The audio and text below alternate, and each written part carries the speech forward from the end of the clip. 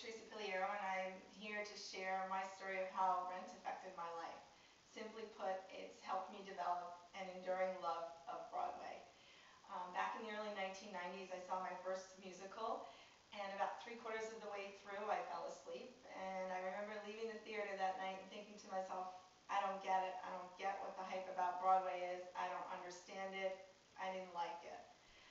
Rewind to the early 1980s, I was a young nurse working in the intensive care unit, and there were a lot of young men coming in with a pneumonia that wasn't responding to our typical antibiotics, and ultimately many of them were dying, and it would be several years before the world figured out what was happening. Fast forward to 1997, I'm married, my husband's an HIV physician, and one of his friends said to him, have you seen the new musical Rent?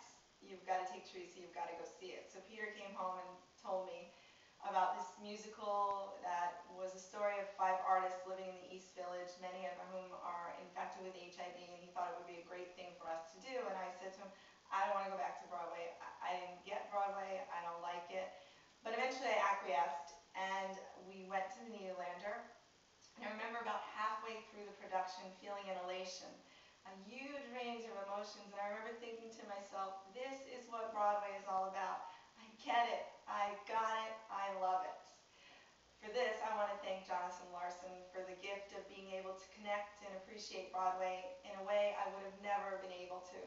From the bottom of my heart, I thank you for this gift. Thank you, Jonathan.